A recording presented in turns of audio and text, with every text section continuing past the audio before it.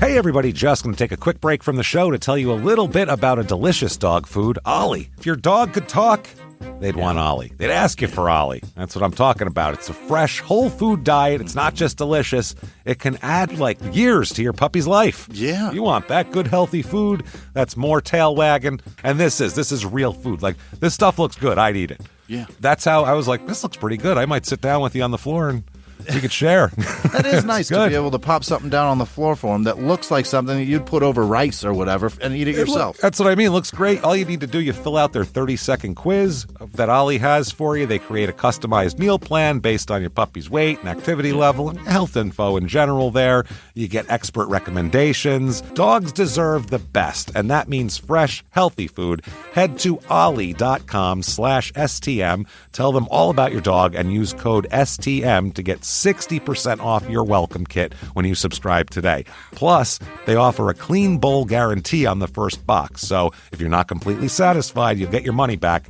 That's OLLIE.com/STM and enter code STM to get 60% off your first box. Now back to the show. If you believe skincare can help you feel the best version of yourself, then you're going to fall in love with Meaningful Beauty. Businesswoman, entrepreneur, and supermodel Cindy Crawford founded Meaningful Beauty with world-renowned cosmetic specialist Dr. Sabah to share his age maintenance-focused skincare treatments and formulas. Over 5 million women have used Meaningful Beauty for its innovative formulas that help achieve radiant, younger-looking skin and hair so you can look and feel your best at every age. That gives you confidence to go out and live your life fully, whatever that means to you. Tomorrow's gorgeous starts today. Go to meaningfulbeauty.com/skincare to receive 25% off and get the Targeted Treatment Duo gift set for free. Go to meaningfulbeauty.com/skincare to receive 25% off and get the Targeted Treatment Duo gift set for free. meaningfulbeauty.com/skincare.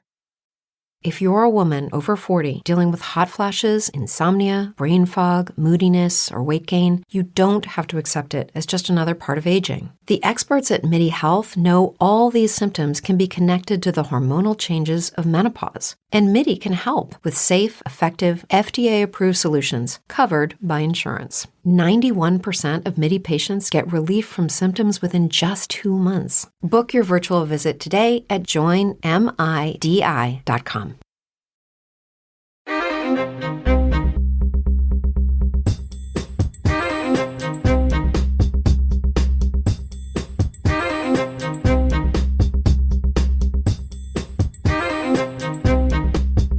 Hello, everybody, and welcome back to Small Town Murder Express. Yay and choo-choo. Oh, yay indeed, Jimmy. Yay indeed. My name is James Petrogallo. I'm here with my co-host. I'm Jimmy Wissman. Thank you, folks, so much for joining us today on more crazy episode.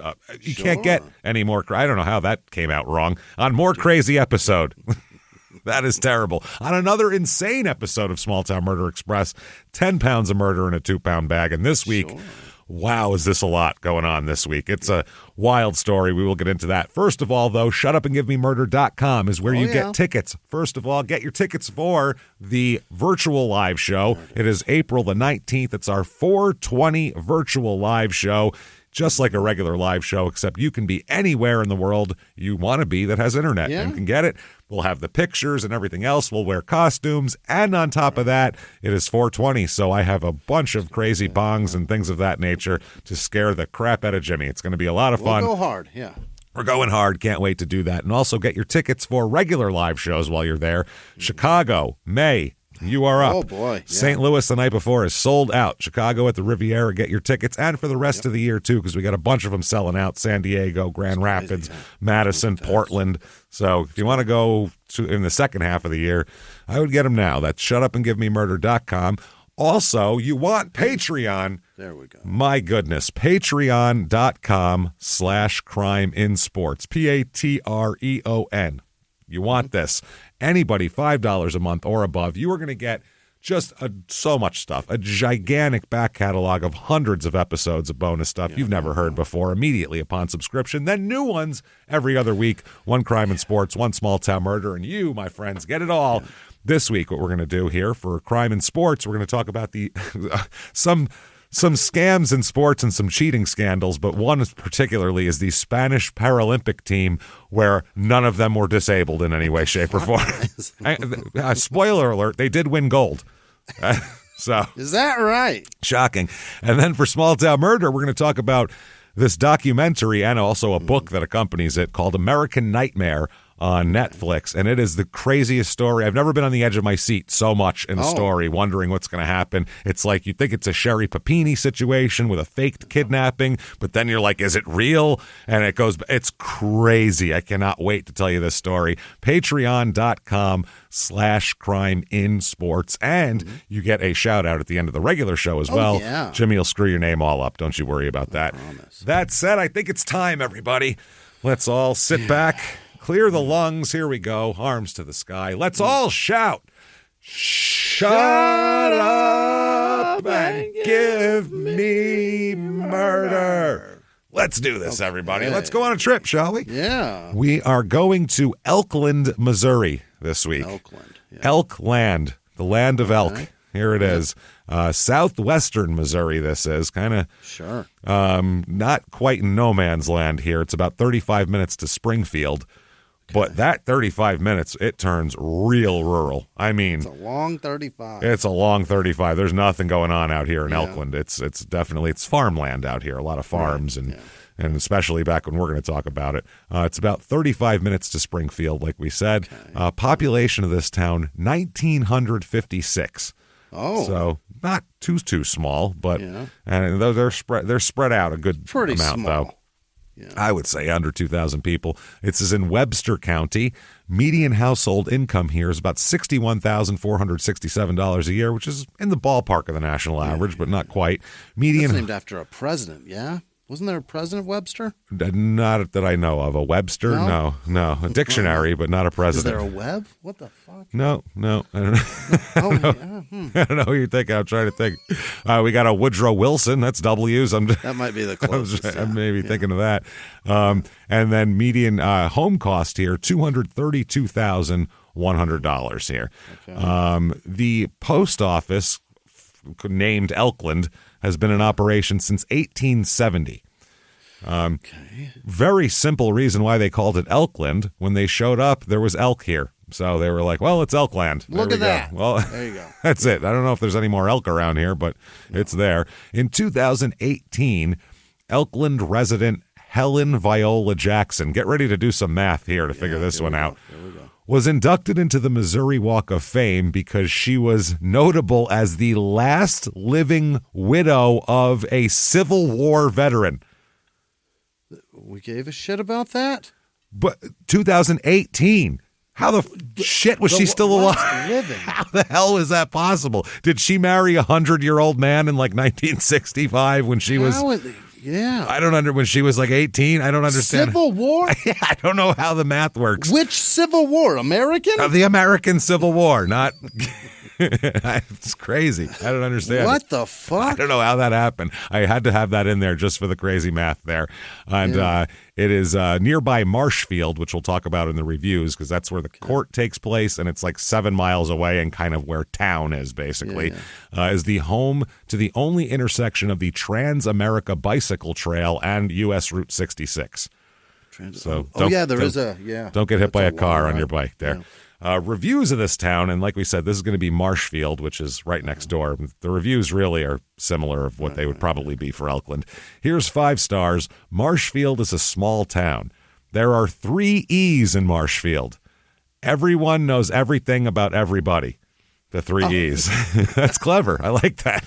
I'm going M-A-R what? Yeah, like, what the hell? I know. I was like, how does that work? We have at least 1,200 in our high school, yet we still are a close community and come together to help people out, whether it's churches coming together to make food for those in need, or if it's someone giving a homeless person money to spend. Oh, okay. It's a small town to have homeless people. Why are there homeless people here? What's going on? Can't be that many of them. You think you could put them up somewhere. The 2 guys who you went to high school with, probably, like, help them out. 2,000? Yeah, it's got to be so small. 4 stars. People stay. Okay, people stay. Marshfield is known for the town you hate but never leave. Okay. 4 stars, though. That's good. People are friendly, but unless you're involved in a church, there is little community. Yeah, because it's rural. I mean, you're out on your own, kind of. There's not a lot of gathering places here. 2 stars, finally. Generally an okay town. Yeah. Not too grand. People are incredibly rude and terrible drivers. Most kids I graduated with said they want to get out of this town, and I've never agreed more. Yeah, sure. So it's a small town people move from unless they want to farm or something of that nature. Or be part of a religious community. Or be part of the church. I don't know. Things to do here. We have the Missouri Cherry Blossom Festival, which is in Marshfield. By the way, it became, in 2021, they became sister festivals, which I didn't know they did that. I know they're sister cities. Well, sister festivals with the Peanut Festival in Plains, Georgia, where Jimmy Carter's from there. Right. Members of the committee and auxiliary traveled to Plains for a ceremony. They had a whole ceremony there. Okay. The Cherry Blossom Festival's open to the public, and most events that do not include food or a performance are free. You know, just standing there and doing nothing. That's free. The Missouri Cherry Blossom Festival is an annual 3-day event in the spring that celebrates the city of Marshfield and the state of Missouri. Descendants of presidents are invited to come share their stories. Like we said, they said Washington, Adams, Jefferson, Cleveland, Ford, Webster. These are just a few of the presidents that have been represented at the Cherry Blossom festivities. Celebrities with ties to Missouri are also invited. They're not going to show up. Some fucking clout and anything. Validate us. Please come through. Even relatives of celebrities. Is like your brother have like a show on HGTV? Great. Come on in. Paul Rudd got a cousin? Who gives a shit? We don't know. He's from this area. Then also there's the Starvey Creek, Gross. Which is like, I'm short for starving. Like, I'm feeling a little starvy right now. Starvey Creek Bluegrass Festival. So we got that. And there's 4 bands they have listed here. The Little Roy and Lizzie Show. That's a band. The Seldom Scene, like you're painting a scene. Okay. The Seldom Scene and Dave Adkins. We bring Dave in for special events like this. The Lonesome River Band. And then the Larry Stevenson Band will also be performing. You can't have a festival without the Larry Stevenson Band. Let's be realistic here. Yeah, there's not a lot going on in this town here, I would say. But I don't know. People seem to like it, I guess. That said, let's talk about some crazy goddamn murder that happens here. We have to. Wow, is this insane. All right, let's go. 1987 is where we're going to do this. Okay. Everything kind of takes place in 87. Let's just do 87 here. Let's start with a man, Jim Schnick. Schnick. Schnick. Yeah. Now, Jimmy Schnick here, he's in his 30s. He's got a dairy farm. Okay. He's running a dairy Schnick farm? The Schnick Dairy Farm. That's right. Apparently, the Schnick family has been a part of the community for 250 years or so. They've been around. This family. Yeah, they've been a lot of farming going on in this area. Jim worked for the volunteer fire department as well, and the postmaster, Jim Jacobs, recalled that he once had been a member of the Lions Club as well. Oh, look at that. So Jim Schnick is he's trying to find all the social things he can. From a newspaper article said, Elkland is the sort of town where everybody knows everybody else, which is just what the reviewer said too. It has 2 gas stations, a Lions Club chapter, and a Masonic lodge. You join one or both or the volunteer fire department. That's what you do for socializing because there's nothing else going on here. Now, he's got a wife, Jim does. Sure does. Named Julie Elizabeth, and her non-married name is Buckner, maiden name of Buckner, Buckner, and will later be Schnick here. So Julie Schnick. Julie Schnick comes from this area as well. Her family has a farm a couple miles away. Her brother runs a farm, and then her parents also have a farm that she grew up on. So this is families of farmers. Just all dairy farming people. Her parents are Alfred and Elizabeth. Now, Julie and Jim have 2 kids. They have 8-year-old Jamie at this point and 6-year-old Mindy. So these are their kids. Now, they live on their own little dairy farm. Jim, Julie, 2 kids. Jim, Julie, Jamie, Mindy. And then there is the Buckners.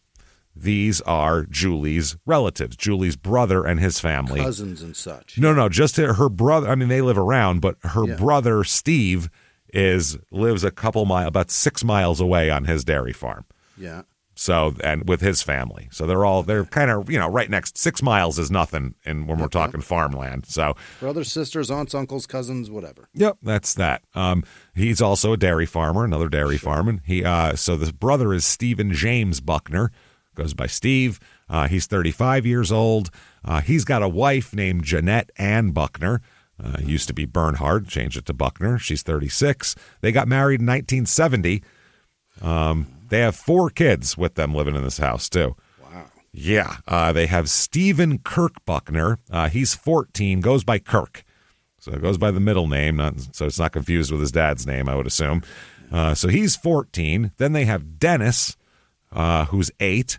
Then they have Timothy, who's Timmy, he goes by. Timmy's 6.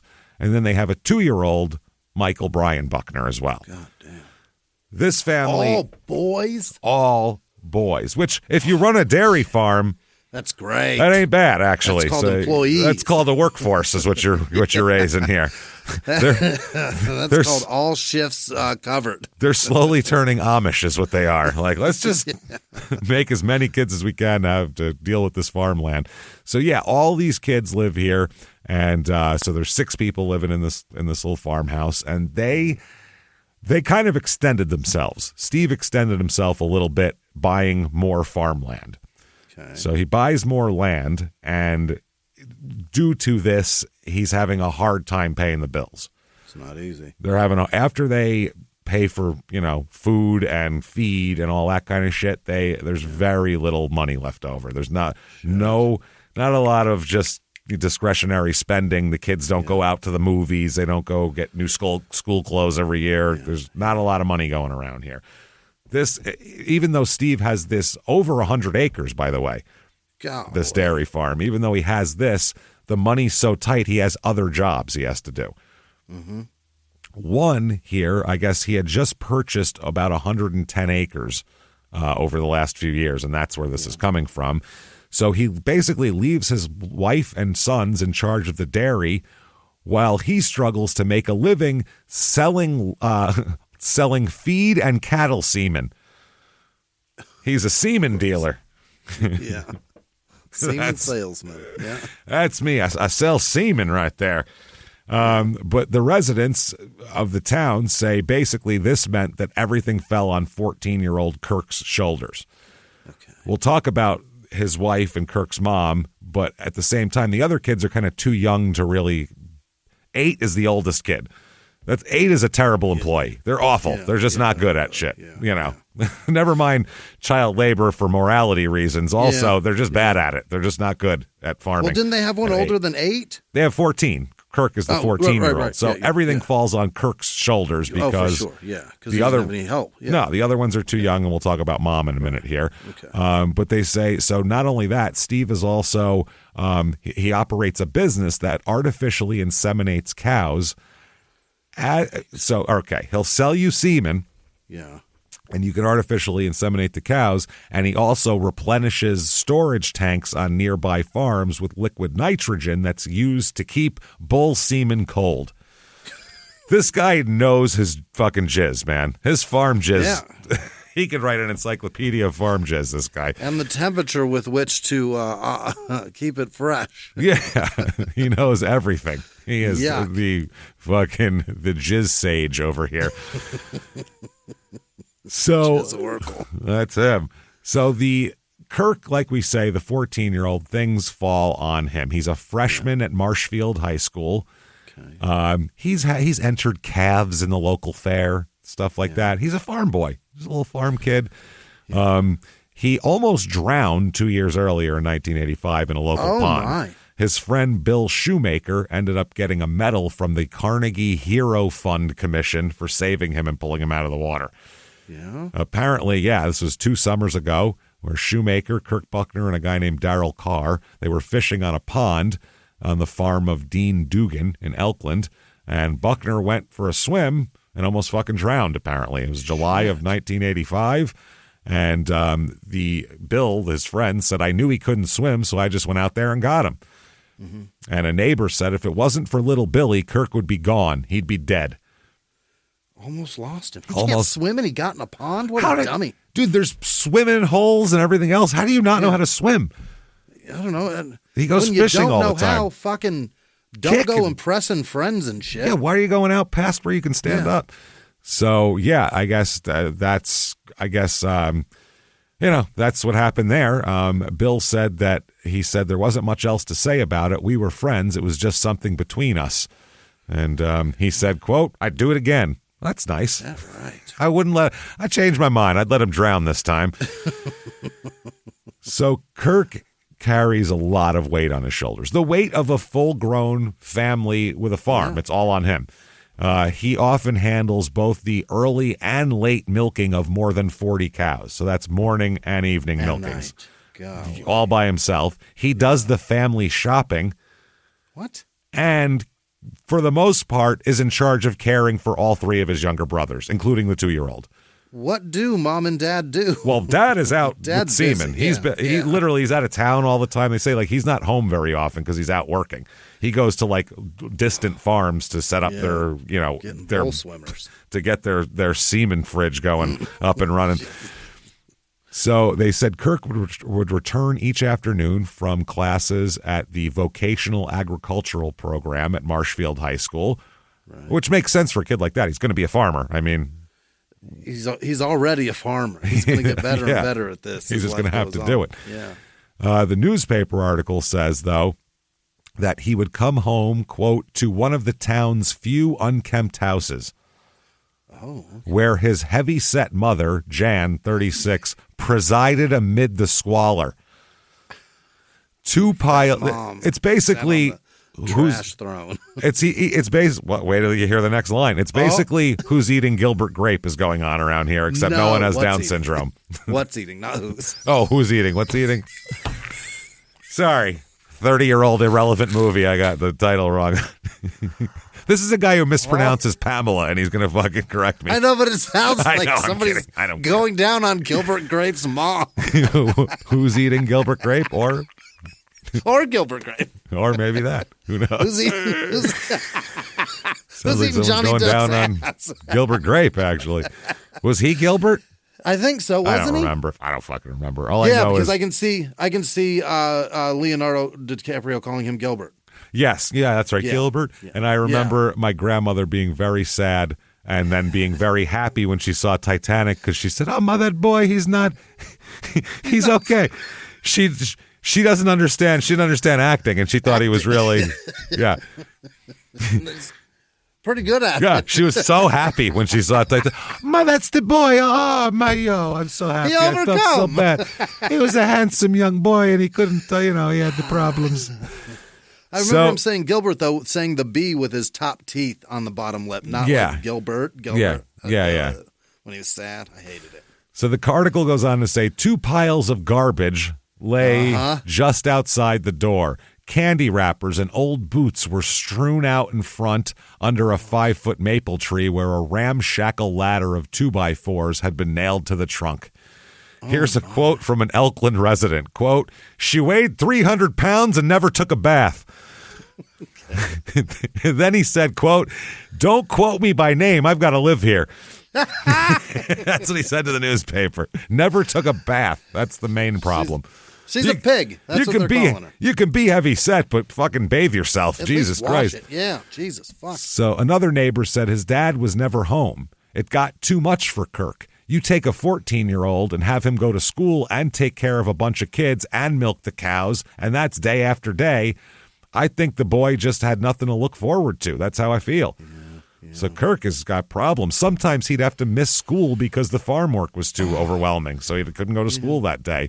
Teats are just engorged. Jesus Christ, if I don't get them, they're going to be all chafed. So other times he would visit neighbors asking them for odd jobs to earn money because he needed money. So he's doing all this and trying to find odd jobs too. Like this, Good Lord. This is way too much responsibility for a 14-year-old. By ridiculous. Far. It's crazy. But he would never bitch to adults. That's the thing. He would only complain to his friends once in a while, but he wouldn't ever complain to the people who could change the situation for him. Yeah. Although I don't know what could be changed. It's a tough life. I mean, they're trying to make ends meet. Dad can't go, well, I'll come home and take care of everything, because then they lose the farm completely and they have nothing. Can you give me a slimmer, abler body mother to take care of my brothers so that I can do this shit at least? At least that. One friend, one of the guys he was fishing with, actually, that when he almost drowned, said he complained about milking, getting up so early.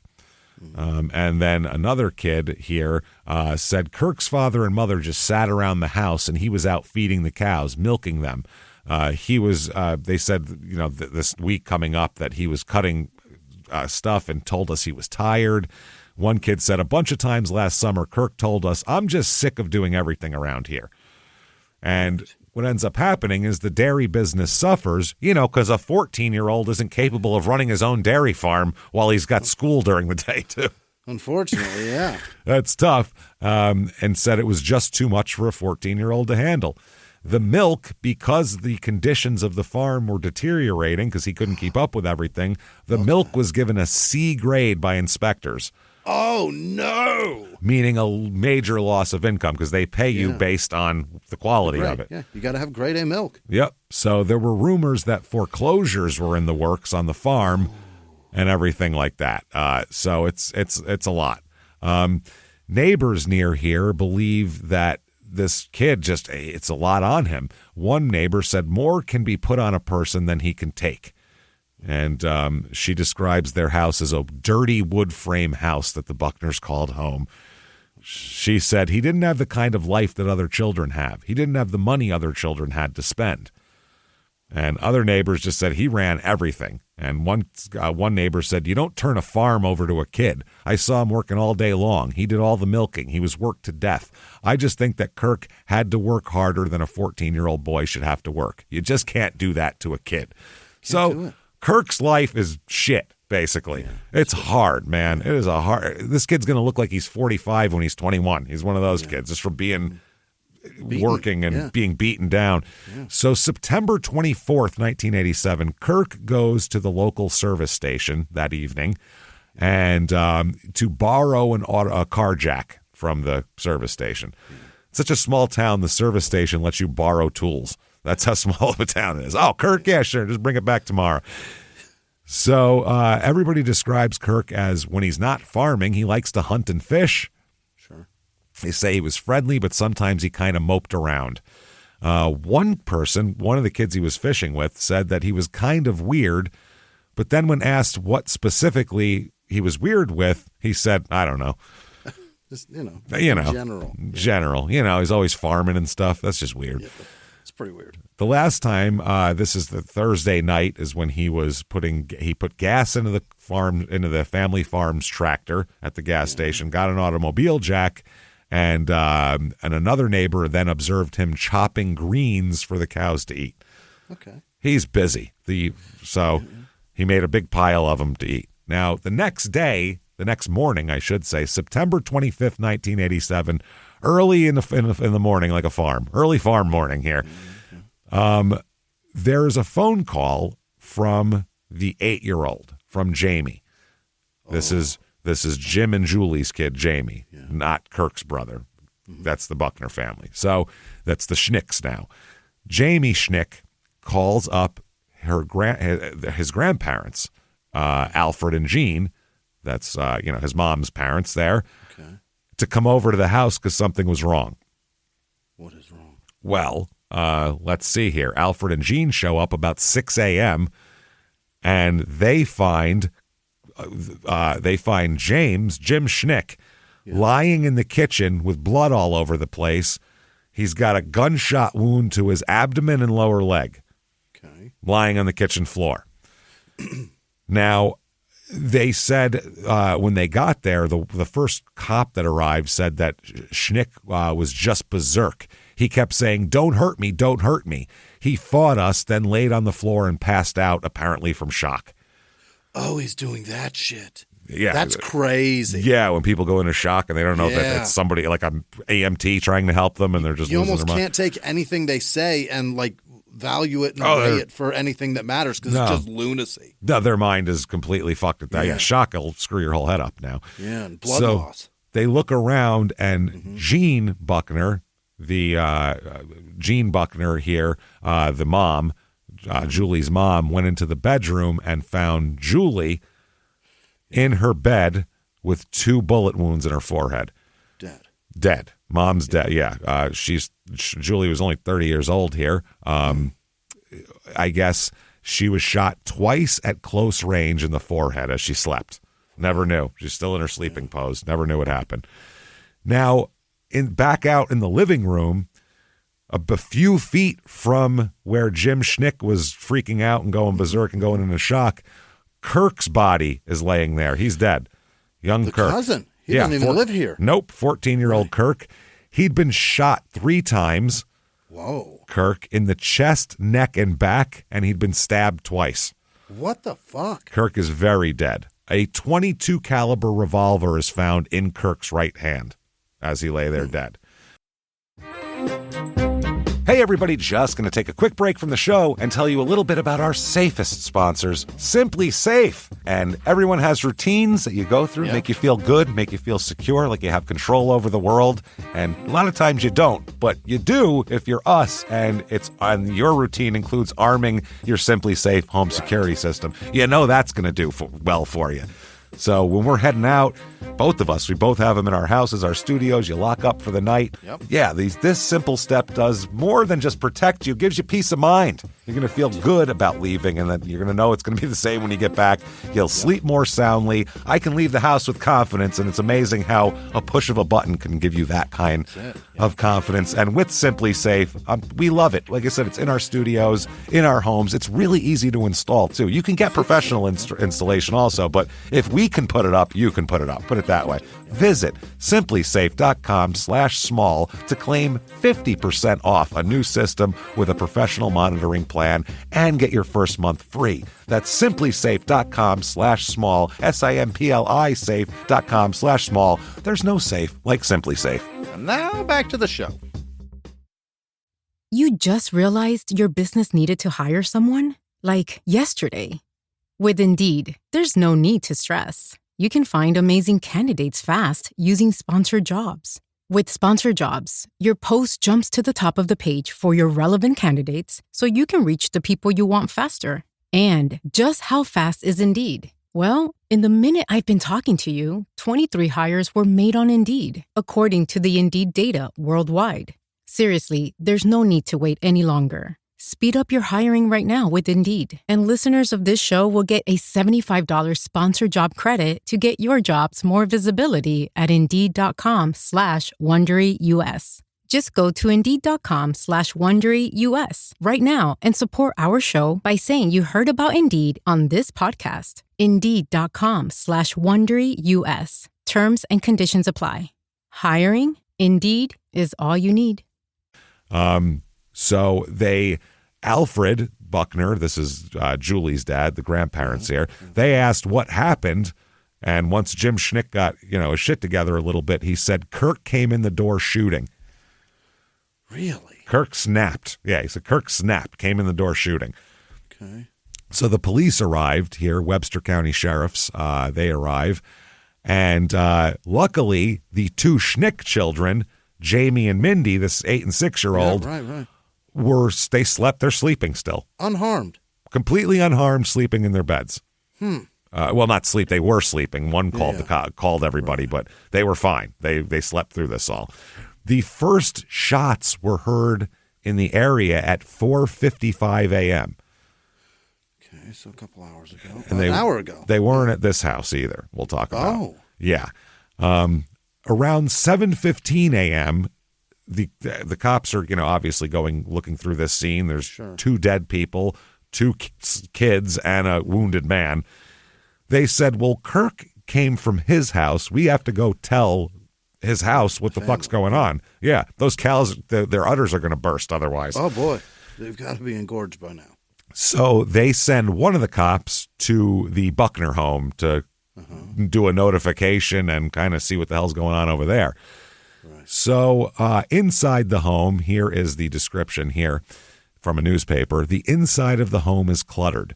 Dirty clothes cover the floor, and uneaten food spoils on the kitchen table.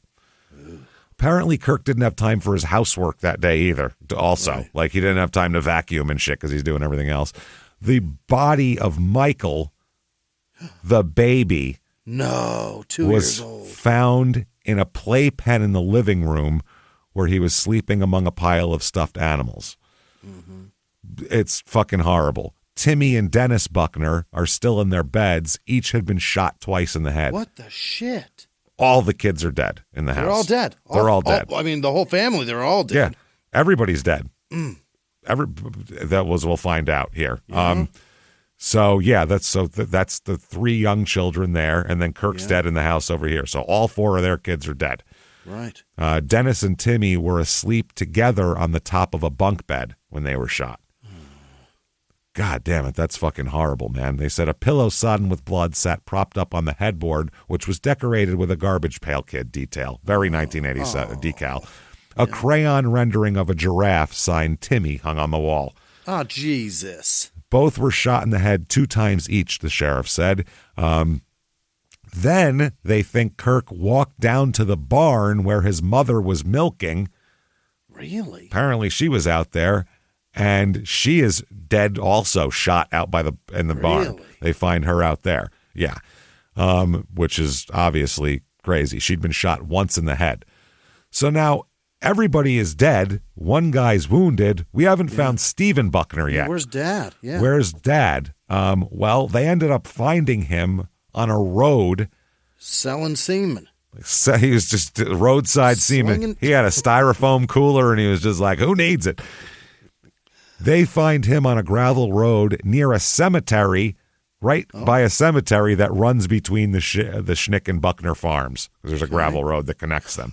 He's dead there? He is dead. He was shot as he sat in the cab of his pickup truck, they said. Oh, God damn. He'd been shot twice in the head, and his body was dumped near the local cemetery. They said because there's blood all in the pickup truck. Yeah. So he was shot while he was in the cab, but his body is dumped kind of on the outside gates of a cemetery. Well, that's wild. When you get a chance, put that in the ground, too, if you could. A 14-year-old did this, huh? That's what they assume? So in the pickup cab was the uniform and the red helmet that Stephen Buckner wore as a member of the volunteer fire department. He also had a shotgun, a box of shells, and a hunting knife in there. So, what? Yeah, he had to be shocked. Ambush, yeah. Where he was found is exactly pretty much halfway between the 2 homes. Okay. So this is This is insane. This is nuts, man. This is 2 families wiped there is out, 7 at least destroyed. Yeah. There's 7 dead people right now, including the the murderer here. So it's a lot going on. But that's not the end of this by any stretch. Can't be. So the news media hears about this slaughter at 2 farms. Yeah. They go bonkers. I mean, fucking bonkers, man.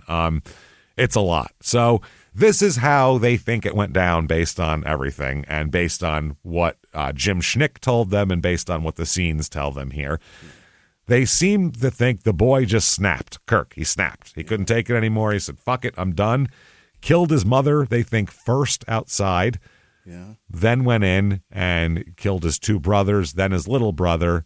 And then Steve, they think somehow was either coming home from something or about to leave to go somewhere. And he went out and shot him in the truck, drove the truck to the cemetery, dumped him off there.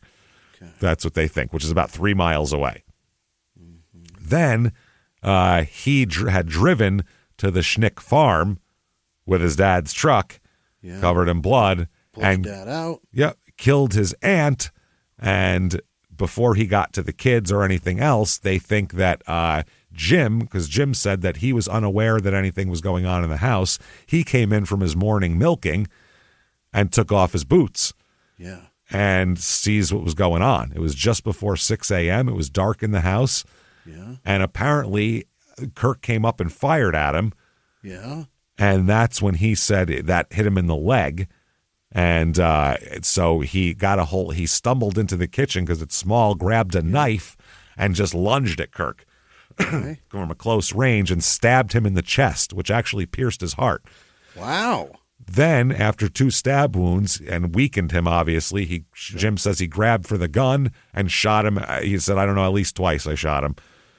Okay. And leaving powder burns on his stomach as well. Yeah. A bullet in Kirk's neck.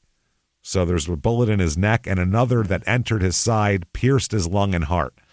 Okay, so that's 2 that are good. His heart's been pierced twice here, so he was very dead. Now, they said about Kirk's gun that he had in his hand, they said he had to reload at least once. They described the weapon as a little cheapy .22 Saturday Night Special that had been registered in Jan Buckner's name in 1981. It's his mom's gun he took. Yeah. Okay. Now, they said, we think Kirk Buckner killed his 3 brothers first. They said maybe possibly starting with Michael, who was found in the playpen in the living room. And the cop said, I don't understand. Oh, this is one of Kirk's friends actually said this. I don't understand about the 2-year-old. Kirk was so close to him. He played with him all the time. It's like, why would he kill his little brother? He can't even be a witness. Like, you could kill people in front of a 2-year-old. It doesn't matter. So they said it wasn't until that Jim Schnick had been admitted to the hospital in Springfield that he learned that his wife had been killed. He said he just came in and struggled. He had no idea about his wife, kids, anything. He never got past being shot in the living room, basically. So he's listed in fair condition in the hospital. So everybody's going, why? Why? Yeah. Why do this? Why kill everybody? Run away if you have to. Don't kill everybody. Right. So they don't know. They say that it's a financially strapped family. He carries too big of a load, and maybe he just snapped. They don't know. Maybe. The Webster County Sheriff Eugene Fraker, who's the first guy on the scene and the guy who's going to stick with this case throughout it, says he was not the macho type, not the Rambo type. He was a very meek child. Some people keep it bottled up inside, I guess. There may be something more behind it. Hopefully we'll find out in the next few days. Okay. Now, Grandpa, who was Alfred, who found all this mess, he was the one who found his dead daughter, which is horrible. Yikes. He's now lost a daughter, a son, a daughter-in-law, 4 grandsons, because he's you know, all these people are dead. All these people are his family, you know. He said Kirk was your average 14-year-old, didn't know he had any problems. He didn't voice any complaints. He said Kirk was raised on a farm. He also baled hay and raked all summer for some of the neighbors and me. So they said he was used to hard work. It wasn't like he was, you know, coddled, and then all of a sudden they said, now you're working 14 hours a day on a farm. So he could handle it. He said, as for the boy's relations with his father and uncle, he said the Sunday before we were all out on a private picnic together, all played ball, Kirk, his brothers, his cousins. None of this makes sense. He didn't seem mad at anybody. He said he joked and kidded with his father. He thought the world of his little brothers. That's what makes it so hard to understand. I wish I had some idea. It would help my mind. These people just don't know how to deal with this. He said he can't condemn his grandson. He can't condemn him. He said, I thought a lot of the boy. I have no ill feeling. And, one of the neighbors said, when something like this happens, we pull together. He said, it may sound strange to you, but in Elkland, they just throw down some coffee cans on a cafe counter and people put money in to help with funeral costs. We're taking care of things the best we can. We're trying to be a family here. So Kirk, remembered as a mild-mannered kid who liked to hunt and fish like everybody else around here. A cattle breeder who lives in the area named Archie said, Kirk asked me last week to take him dove hunting. I was too busy. Makes you feel like a heel. Makes you feel pretty bad. Pretty bad. Another neighbor said, it's unbelievable. It doesn't seem real that that many lives could be gone. He always acted as if he wanted to do something for somebody or himself. He was just a boy trying to get through life. I don't know what snapped in him. We never will. Or maybe we never will, they say. A lot of these people here, one kid, the Daryl Carr, who was with him, and that's the kid who, by the way, said he was a little weird, and then they said, how? And he said, I don't know. He said the next day at school, he was mad at the kids because all the kids were talking about this. And he said, I told the kids at school to shut up. I told them he wasn't the one who did it. I just walked out of school. When I came home, I saw what was happening around here, and I just started crying. So he can't take it that his friend that he likes, did this. Weird. Yeah. Another friend also left school. He had planned to go hunting with Kirk today. They had plans. Oh. He says, quote, he had a new gun and he wanted to show it off. Kirk did? Kirk did. I think he did. Showed it off, guys. Yep. He said, it surprised me a lot. There had to be more to it than anybody thinks right now. The principal of the high school said, of course, the kids were shocked. It's been traumatic for some. Most of the older students didn't know him, but most of the freshman class did. One of his best friend said that they drifted apart. It's the one who saved him from drowning in the recent months. But he said, not for any real reason. We just kind of got with other guys. But that sounds different than he wanted it to come out, I think. And he was like, hey, don't print that if you could. Let me say that again. They're like, no, that'll work. It was live. It's already up. He said, but we still saw each other and said hi and stuff. He said Kirk stopped by from time to time to see him, and the talk would turn to hunting, which was Kirk's big passion. He said he'd always ask me to go out coyote hunting. He said we'd go out late at night and listen for the coyotes and track them down, but they never actually went. Yeah. Now, on the last day before this, the 24th, the day before the murders, Kirk, for some reason, went to hang out with his friend again that he hasn't hung out with in a while. Bill. He said he was acting real weird. He hung around me all day. We even went to lunch together, and we hadn't done that in a long time. But he said they didn't talk much the whole time. They hung out all day but didn't talk much, and he said he was puzzled by Kirk's sudden interest in being his friend again. He didn't understand it. And then he came back to school the next day and learned that Kirk slaughtered his family that morning. So he didn't understand it at all. He said, I'm going to miss him. He was a good friend. I have a lot of good memories with him. He said, and then the article says, then Bill, quote, left to ride his motorcycle. He said he wanted time to think. He's 14. Just me in the wind. Just me in the wind on my motorcycle when I'm 14. What the hell is happening here? Down a gravel road. Now, the junior high principal, the school he went to, the junior high before high school, said the killings were out of character for Kirk. He said, I knew him pretty well. He didn't get in trouble. He was one of the kids I enjoyed talking to because I felt that I was getting through to him. Yeah. He described him as a country boy and not a top student, but one that would, quote, give you an honest effort in class. Not the brightest bulb, but he'll try hard. He'll try hard. He'll get if B is what he gets, that's the best he can do, and that's fine. The boy's doing his damn best. He's doing his level best. That's what I say. Mm-hmm. So another kid, Bill Roberts, a teacher who taught an agricultural class that Kirk was in, said he also knew the boy from the county fair where he had shown cattle. He said he was your average kid. You wouldn't pick him out of a crowd as someone different from other students. And he said, I didn't see any behavioral changes in him over the last few weeks. He said, I didn't see anything building up in him at all. So they're trying to figure this out. Like, is there an escalation? Has he been saying, I'm going to shoot my fat mother in the forehead when I get home and, fuck my other family too? The school superintendent said there's just no answers. That's what's so surprising to the principal, his teachers, and the students. There was nothing to show a reason for this. He was no problem at school. Okay, now, Jim's at the hospital. Yeah. Turns out his wounds are not that severe. No? Nope. Turns out it's pretty much a graze to his abdomen, and he's got a gunshot in the leg. Now, one of the deputies that comes in, and again, small town, this is a problem. One of the investigating deputies, this is one of the first two officers to arrive at the scene, and the guy who went to the Buckner house and found all of them, Deputy Rowe. He shows up at the hospital to question Jim, accompanied by his wife. He brings Jim's his wife? No, Jim's wife is dead. Yeah. This guy brings his wife to Can't do this. No. And Rowe told him, I'm your friend, but I'm here as the deputy sheriff, so I got to talk to you here. Yeah. And they said he seemed alert and conversant. He proceeded with the interview in which he said that he had been assaulted by an intruder, which he found out was Kirk. He also said that he has been having, not Kirk, Jim has been having an extramarital affair going on. So, he thought maybe it was somebody who was mad about that, but it wasn't. Yeah. And he's had a long-standing feud with Steve Buckner, and we'll find out why that is in a minute. But he gave his accounts the same thing. He said, he came in and he shot at me, and that was that.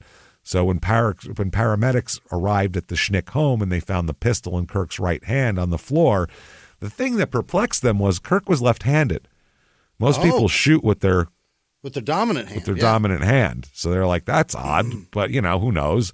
They said it's quite possible. It's pretty hard to pick up a gun in either hand when you're dead, is what the guy said. So the cops, he's like, who knows? So they're questioning all of Kirk's, everybody's relatives here. And like I said, there's nothing weird. The only other question they have, guns in the wrong hand. And how the fuck does Kirk weighs 91 pounds? Yeah, you can't. How does a 91-pound boy load his over 250-pound father into a pickup truck and dump him in a cemetery? How That's the a great fuck question. do you do that? Yeah. That's, I mean, maybe some farm equipment. Who knows? Yeah. So the editor and publisher of the Marshfield Mail newspaper said it was it's quite easy to believe the story that Kirk Buckner has done it. It looked like the boy did it. It looked pretty conclusive. Sure. They do an autopsy on Kirk. They find out that he'd been shot through the heart, stabbed through the heart. They said either wound would have been almost instantaneously fatal. So Really? the gunshots were not necessary. Didn't have to do it. No. Now, 2 days after the murders, 2 days after, things start to get a little bit weird. Number one, Jim, they found out that his wounds were not severe enough to even his wounds were only severe enough to warrant an overnight stay in the hospital and release him the next morning. But he told doctors he didn't want to be released. He wanted to stay. Keep me. Yeah. Keep me. Once he was released from the hospital, he went to his wife's parents' house and who were taking care of the kids at that point. So he moves into their house. On October 1st, 1987, Jim talks to the cops again because they're like, now that you're, out of a hospital bed here, let's do this. So he does, and he gives a pretty similar account, but a little more elaborate of what happened from the first account. Now, during this time, he's on medication using a walker because he got shot in the leg. He complained of pain, but he told officers it'd be no problem going to talk to them. So he was permitted to prop his leg up and stop for water, go to the restroom, and all that kind of shit here. It lasted about 2 hours, the interview. They wanted him to do a polygraph examination. Would you just do that? Yeah. And he said, yeah, but can we do it a different day because I'm in a lot of pain. I've been sitting here for 2 hours. Can we come in and, my leg hurts basically. So they said, yeah, we'll do it in a few days then. No worries. It's at this point that the Fraker, he is the cop who showed up first, he starts being a little suspicious. A little nosy now, huh? Yeah. He said at the time when I found him in the shot on his own kitchen floor, he said that great. He said it's a little thing that didn't seem like a big deal at the time, but now looking back, he said he was overacting. Oh? He said he was thrashing about wildly as if delirious from grief and his wounds. 2 men had to pin his arms to the floor while a paramedic worked on him, and when they let go, he continued to writhe but never tried to get up. Yeah, that's weird. That's weird. He said he was thrashing about, but it was like a little bantam rooster wanting to be held back from a fight. I've never seen that before. I don't know what that means. I've never been in a cockfight. I haven't been live at a cockfight, so I'm not sure what that means, but I'm sure it's not good. He said another thing that he said Jim's voice was very weak. He said that didn't seem unusual at the time, but then when the medical report came in that he wasn't shot that much, he wasn't that injured. Shot that much. He said the abdomen was a flesh wound. He said a bullet in your leg doesn't make you lose your voice. Oh, is that what? What is he doing? He's like, that's weird. He said, I got shot. He's like, I'm shot. Yeah, I'm weak. So at that point, he called the Missouri Highway Patrol Criminal Division and asked for help. And the sergeant there who got the call said, I was wondering when you were going to call. So they said, piece by piece, the evidence came in and it became more apparent that what we first assumed was wrong. The lab report discovered a crucial piece of evidence in the pocket of James Schnick's clothes, and that is a .22 caliber. They found evidence that he had dealt with the pistol. They don't say what it is. We don't know if it's a round or something, but that he at some point had the .22 pistol. He had access to it. Forever change the way you sleep with the softest 100% organic cotton sheets from Boll & Branch. You'll fall asleep faster wrapped in the most luxurious comfort. You'll never sleep hot again with sheets that feel airy and breathable. You'll experience the purest softness on night one and feel your sheets get even softer with every wash. Take 20% off your first set of sheets during Boll & Branch's annual spring event at bollandbranch.com with code WONDERY20. Limited time only. Exclusions apply. See site for details. Thank you to our partner, Mentos Gum. You ever feel like you're just going through the same motions day after day? We've all been there. Staring at brake lights, in traffic, or stuck in a long meeting. Not anymore with Mentos Gum. Listen up. This isn't just your regular gum. We're talking about a whole vibe refresh. Think of it as your personal reset button. One piece, and suddenly that traffic jam becomes your private concert venue. That meeting that should have been an email, it turns into a full-on fiesta. From flavors like fresh mint to bold strawberry, Mentos Gum transforms ordinary moments into fresh possibilities. Whether you want to switch up your route home or keep your mind fresh in a meeting, refresh the everyday with Mentos Gum. Yes to fresh with Mentos Gum. What if everything we thought we knew about justice was wrong? In This Is Actually Happening's new series, A World Beyond Revenge, we explore a radical idea that justice can be about healing, not just punishment. Through 5 powerful stories, we meet people who've experienced unimaginable harm and those who caused it as they come together to seek something radical. Healing. From a man tortured for a crime he didn't commit to a woman who misidentified her attacker. These stories will change the way you think about justice, forgiveness, and the possibility of a better world. Follow This Is Actually Happening on the Wondery app or wherever you get your podcasts. You can listen to This Is Actually Happening ad-free right now by joining Wondery Plus. The gun is in Kirk's wrong hand, and of course basically the father was 30 feet off the road. Oh. So someone would have had to drag his a 275-pound carcass 30 feet off the road. Yeah. Now, October 5th, 1987, the funerals all take place. Jim's too fucked up to go to the funerals, obviously. He's too injured here. This is polygraph time. Uh-oh. So he is told of certain physical evidence that was inconsistent with his initial account and that they don't believe him. So then he gives 2 completely different accounts that are different from each other and different from his first accounts. Okay. In one version, he claimed to have been abducted by Kirk and Steve. Oh, okay, now it's getting crazy. In the next account, he claimed that Kirk kidnapped him. Okay. He was kidnapped by a 90-pound child. Yeah.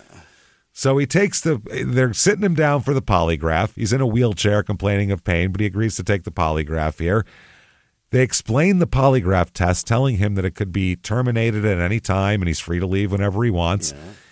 He read aloud a form consenting to the polygraph, waiving his Miranda rights, signed the form. Then as they're starting to attach the shit to him for the polygraph, he says, "Don, I think we better stop. I don't think I want to take the test. I'm just so scared. I don't want to do it."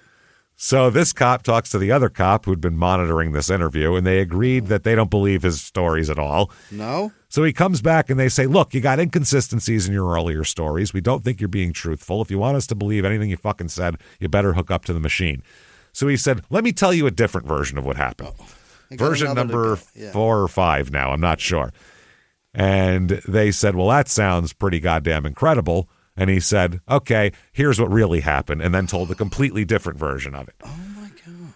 At that point, they're starting to look at each other and go, "Do we just put the cuffs on him now? Why is or he what the lying fuck so did he much? do?" Yeah.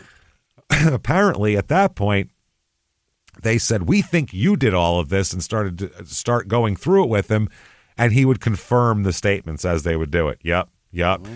Then he started to recount to them how he killed all 7 of them. Oh, my God. Yep. He killed everybody. Why? Man. They said he told us he did it. He set it up to make people think his nephew did it. That's fucked up, man. But why? They said once we had the statement from him, there was no sense in putting him on the machine, on the lie detector. Yeah. Right. So he repeated it again, then gave a final statement on videotape after being Mirandized again. Sure. And throughout the time, access to water, bathroom, allowed to take his medication. This is how they think it really happened. They think that Kirk went to the Schnick house at about 4 a.m. Armed with the .22 just because he had it on him, around the farm. There was a struggle. They think that Stephen came over there armed with the .22 because they have had a beef. Oh. Okay, we'll talk about that. Or he came over to help with something, or who the fuck knows why. They don't know why. But there was a struggle. He killed Buckner, Stephen, and dumped him at the cemetery. then continued on to the Buckner house and killed the whole family. Kirk was the only one dressed, probably doing chores, and police say now that he might have died trying to save his family. They said he probably tried to protect his family. He took care of those children. He loved his brothers. They presume that Julie Schnick is the last one to die, and he didn't kill his own kids either. What? He left his 2 kids alive. Jamie and Mindy were alive in there. So he said he killed Steve Buckner at his house, then went to the Buckner house where he killed Jan Buckner, then all 4 of the sons, then returned home with Kirk's corpse in the car. Yeah. And killed his wife. And they said, well, what was your big beef with Steve? What happened? They said, well, when Steve and Julie were kids, Steve raped her. So he killed him because of the rape. And his 4 children. Oh, him and anything that sprung forth from his loins, apparently. And that created marital problems for both families, and he was mad that Steve neglected his 4 sons. So he said, I'll just kill them all instead. So then why kill your own wife? That's the thing, man. Well, that's where the money comes in. She has a $50,000 insurance policy. Yeah. She's the only one who has one, too. Now, the Webster County Sheriff Eugene Fraker said publicly, quote, the Buckner boy is innocent of everything. He had no part in this. He had nothing to do with it. So the motive is the thing that they can't figure out. All they can figure out is there's a fucking bad blood and there's a $50,000 insurance policy on Julie's life. Wow. The cop said, love's a funny thing. I don't know if we'll ever know exactly what happened. They said he didn't really explain why it happened. He only explained that it happened. They even said, I don't know if it was a long-range plan or what. There is the wills and insurance to consider. There are several motives, but I don't want to comment on them in detail. Yeah, because what if he did this like the Beltway killer who just killed all these people just to kill his ex-wife? That's what I mean. In this particular instance, his actual wife. His actual wife. So I'll kill all these kids too. We don't know.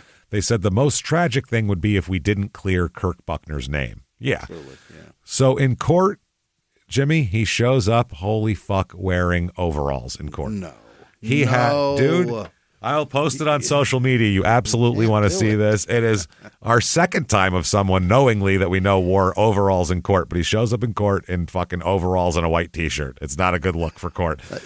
That's a man that is counting on you to set him free so he can get back to work. Yeah, that's it. I got stuff to do this afternoon, so I figure if I can leave. He's up for the death penalty, by the way. And the prosecutor said if there ever were a death penalty case, I would think this would be the one. This is it, man. He killed fucking 4 kids, for Christ's sake. Monster. Killed a 2-year-old. They said in a little town like this, everyone's a relative. Everybody was kind of relieved to find out the boy didn't do it. Nobody really wanted to find out about Mr. Schnick because he had a lot of friends, too. Yeah. Nobody wanted their friend to be the one responsible for it.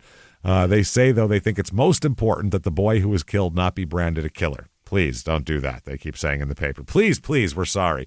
Yeah. There's an article from the St. Louis Post-Dispatch here that says the freshman and junior varsity football teams of Marshfield High School were playing a road game at Bolivar, Missouri Monday night when word spread that police had mistakenly blamed Kirk for killing his family.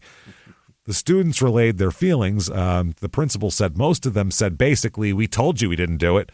Yeah. A lot of the kids are like, what the fuck? The principal said, my own gut feeling about it is the students never really did believe Kirk did it. One neighbor said that she never believed Kirk murdered 6 people and got killed. She said that never, ever. She said, I thought I'd feel a lot better about this knowing that he didn't do it, but I really don't. She said, it's bad enough the whole thing happened, but Kirk won't be blamed for it. That's good. It's just awful to think what Kirk went through before he died. Yeah, no shit. Now, this is their next-door neighbor to the Buckner family. She says she didn't believe it and never would believe that he did it. She said, I knew his whole family. I knew how they were when they were together. There was no way he was capable of this at all. Right. So they said they felt some relief when a Missouri Highway Patrol officer came to question her a few days after the killings, and the investigation implicated Jim Schnick instead. And she said, I was so relieved that somebody was checking into this and not just forgetting it and just saying, well, the killer's dead. Fuck it. That's what happens. Now, his best friend, Kirk's best friend, B.J. Lawson, said he hopes that Kirk's name is finally cleared now. He said they just knew he couldn't do nothing like that. He said because he never lost his temper. The maddest he ever got, he'd say a couple cuss words and that's it. He said everybody knows he didn't do it, but people who didn't know him, they probably thought he was some kind of weirdo. He was an all-around nice guy. He'd do anything for just about anybody. Nice guy. So trial comes up here. Here we go. For Jim. 4 of the murder counts are dismissed by the state before the trial with no explanation. So the charges are Julie, Kirk, and the 2-year-old. Those are who he was charged with killing. That's it. Which Can't makes prove the others or what? They're all in the same. Yeah, do you think someone different killed the other kids in the bed and then crazy. somebody else killed the kids in the living? It's a crazy thing. I don't know why that is, but that's how it goes. Now, the testimony here, you get the wife of the deputy who went to visit him in the hospital and question him. She testifies. Yeah. She's way too involved in all this shit. I don't want to know. This is crazy. They said, do you consider yourself to be a friend of James Schnick? And she said, yes. So there was that. Also, firefighters here saying that Schnick was one of their best volunteers. They said Schnick got most of the donated items sold at an auction last year to benefit firefighters. Oh, well, let's just let him go then. He bought everything? Because he's such a good guy. He collected the items. He got the donated items. Oh, he went and brought them to He brought to them sell to be. them. Yeah. So, I mean, he's a. So he did what his are we job. doing? Yeah. So what are we doing here? Let's let him go. Yeah. John Arthur Sparkman of Republic, that's a town, said that Schnick lived with his family at one time. Sparkman's son and Schnick worked cattle and hogs together. Yeah. He said, Jim was a good worker. I never had any questions when I loaned him my trucks and machinery. Great. He killed fucking 4 kids. What are we talking about? Return the shit he borrowed, James. But Jesus Christ, you lend this guy a weed whacker, it's coming back full Never of fucking... had any blockbuster late fees, James. He's a good man. He's a good guy. He's coming back with the oil mixed properly and everything. It's filled up, gas and oil mixed. He said with that, they said that he wasn't they asked this one guy, and he said he wasn't aware of an affair that Schnick had, because they said, were you aware of it? And they said, would that have changed your opinion of him as a father if you knew about it? And the guy said, yes, it would have. I don't know what difference that makes, but yeah. Verdict comes in here, less than 2 hours of deliberation. Oh, boy. Not much. He's found guilty of all 3 counts of murder. Okay. So now we go to sentencing. But there's 4 others. 4 murders, or 7 murders. And he's 4 others. Yeah. 3. So they get a psychologist here in the sentencing stage to testify that Jim Schnick is unlikely to do this again.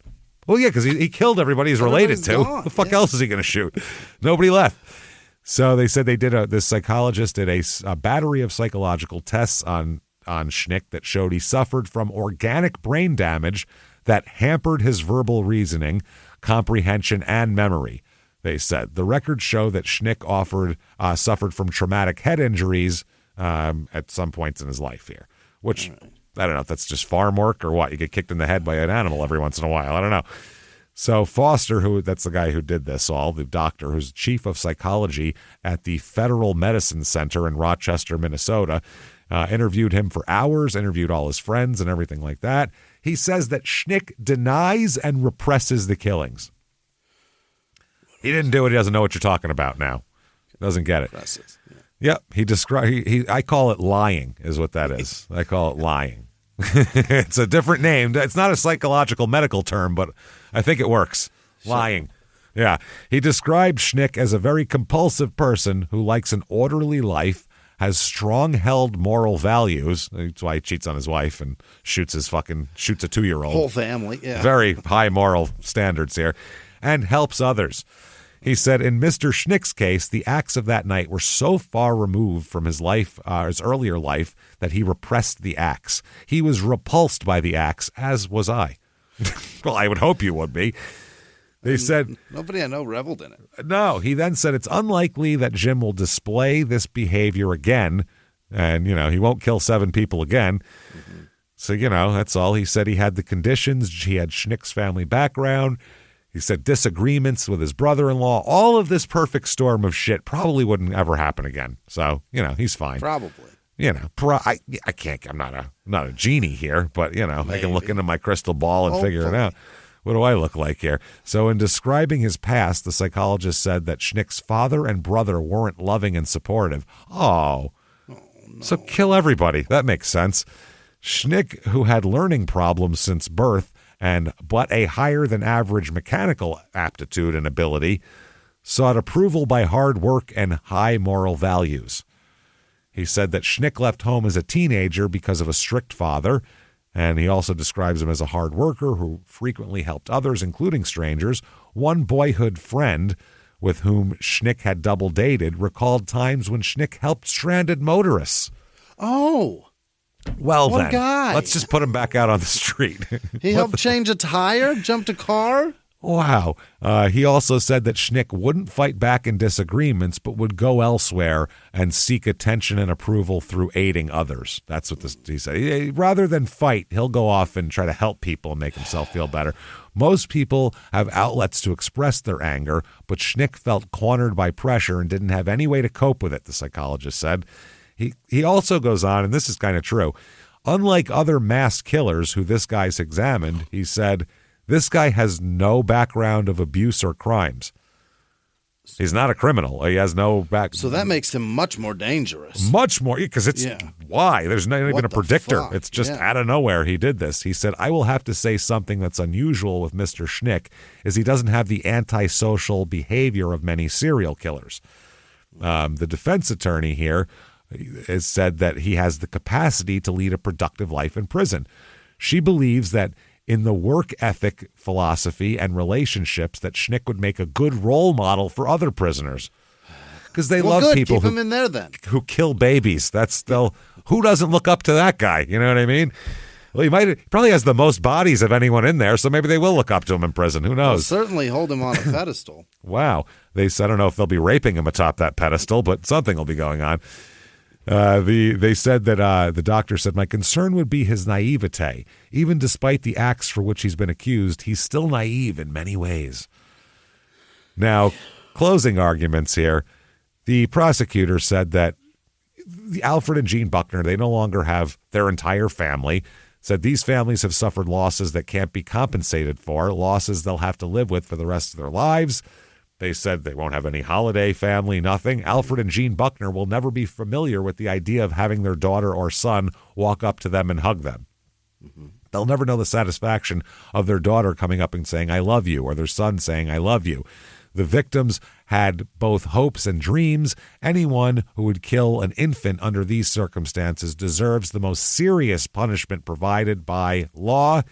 They said that his helpfulness, that's all good and dandy, and his tire changing and everything, but they said that agony suffered by the survivors can't overcome 100 lifetimes of good deeds. Yeah, I don't care how many tires you change. You're not doing this. No? Now, you don't think so? His lawyer argued for life in prison, saying the murders represent a terrible loss to the area, but said, but Alfred and Jean Buckner have 2 grandchildren left. He didn't kill all of them. They said the children have a father left, and those children love their father. She said that vindictive punishment wouldn't be appropriate. She said there's no mercy in this courtroom for James Schnick. There's no mercy in this courtroom because life in prison for James Schnick will be extremely hard. They said maybe he'll be a role model, put him in prison. Said that I would ask you, then the prosecutor rebutted by saying, I would ask you what mercy did he show Kirk Buckner? Yeah. What mercy did he show Michael Buckner? What mercy did he show for his own wife?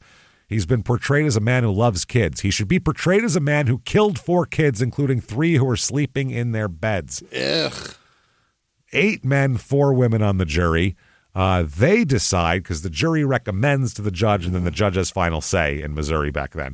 So they say they recommend death. Oh. The jury recommends death.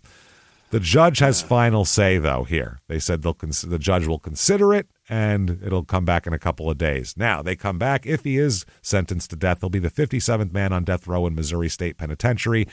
No one had been executed since 1965 in Missouri, though. It's been a minute. This is 87. Mm-hmm. The judge says, you, sir, may fuck off. Death penalty for you, sir. Got him. I don't know. I mean, this, like I said, if there's a death penalty, killing a sleeping 2-year-old is pretty bad. That's pretty fucking bad. We got 20 years of people in line ahead of you, so just go sit down. So the defense attorney said, I was trying to prepare for other things instead of the ultimate outcome. 1990, by the way, there's a big accident here with their family, too. Aline Schnick, the driver of a car, apparently ran a stop sign at the intersection of Missouri Highways 13 and 215, and she was killed, and other members of the killed. Sharon Schnick's children, Katerina Schnick, 19 months old. Jennifer Schnick, 5 years old. Oh, my God. Kimberly Ducker, 9 years old, all killed in this accident. The Schnick family is getting wiped the fuck out. 1991, he appeals. Yeah. He said he was deprived of his freedom because he was in the hospital, and thus Miranda was required. The law says, no, you were a victim at the time you were in the hospital, and just because you couldn't move because you were in the hospital doesn't mean you were held. You could have told the cops to get the fuck out of your room, and they would have had to go. End of story. So, also jury selection. Okay. The defense attorney asked a juror, or a potential juror during voir dire, do you think because they are law enforcement officers, they're entitled to more believability than others? This guy said, not necessarily, but you know them and the job they've done, and you believe them before you would a stranger, because he knew one of the cops. The potential juror knew the row guy who went with his wife to the hospital. There's 1,900 people here. You're going to know somebody. That's the problem. The Missouri Supreme Court, based on that, overturns the conviction, reverses it. Then on May 1st, 1992, Jim pleads guilty to the 3 counts of murder and is agreed to that he is sentenced to, you, sir, may still fuck off, 3 life sentences consecutive, no chance for parole. Okay. You're going forever. And also, part of the plea agreement is that he will never be prosecuted for the other 4 murders as well. In 2000, there's a book called Murder in the Heartland that comes out that has, I guess, a bunch of different stories, and this is one of them. It's the only way you can get it is $75 for a used paperback on Amazon. Jesus. That's bonkers. Then in 2016, a book called No Justice, the Jim Schnick story, an in-depth investigation reveals the innocence of a man sentenced to die for 7 famicide murders in Webster County based on a true story. Someone wrote a book, 257-page book, that's only in like 2 libraries in Arkansas, because I tried to find it, saying he's innocent. In Arkansas, people are buying it. Holy shit. May 11th, 2024, so not even a year ago, at the South Central Correctional Center in Licking, that's his town. Licking, Missouri? Licking, Missouri. Ugh, it's better than licking Arkansas, I guess. I don't want to lick Arkansas. You don't know where Arkansas has been. James Schnick, 73, pronounced dead. Oh, he beat the sentence. He got life, so that was it. All of the dead family members, by the way, the murdered family members, are buried at the Timber Ridge Cemetery in Marshfield.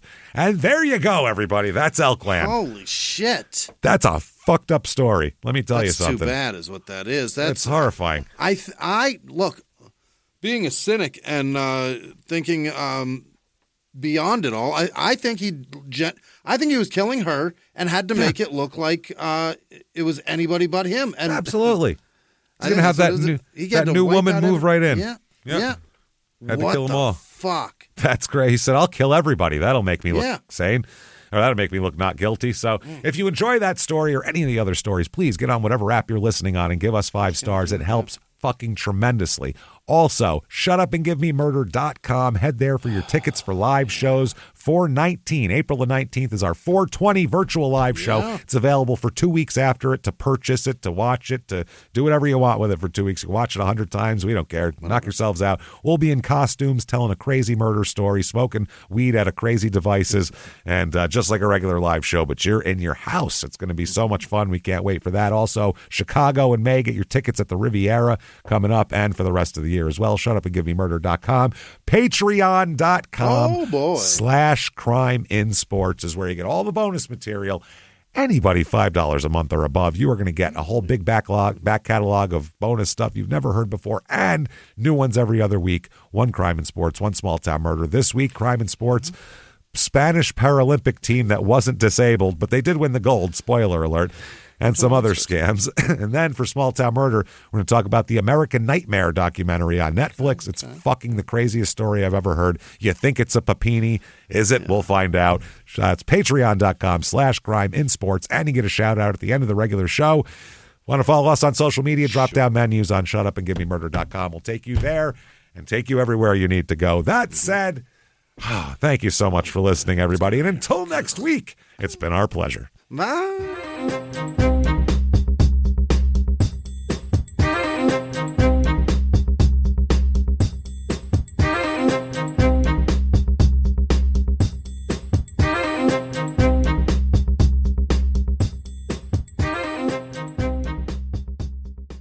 If you like Small Town Murder, you can listen early and ad-free now by joining Wondery Plus in the Wondery app or on Apple Podcasts. Prime members can listen early and ad-free on Amazon Music. Before you go, tell us about yourself by filling out a short survey at Wondery.com/survey. Imagine this. You help your little brother land a great job abroad. But when he arrives, the job doesn't exist. Instead, he's trapped in a heavily guarded compound, forced to sit at a computer and scam innocent victims, all while armed guards stand by with shoot-to-kill orders. Scam Factory, the explosive new true crime podcast from Wondery, exposes a multi-billion-dollar criminal empire operating in plain sight. Told through one family's harrowing account of sleepless nights, desperate phone calls, and dangerous rescue attempts, Scam Factory reveals a brutal truth. The only way out is to scam their way out. Follow Scam Factory on the Wondery app or wherever you get your podcasts. You can binge all episodes of Scam Factory early and ad-free right now by joining Wondery Plus.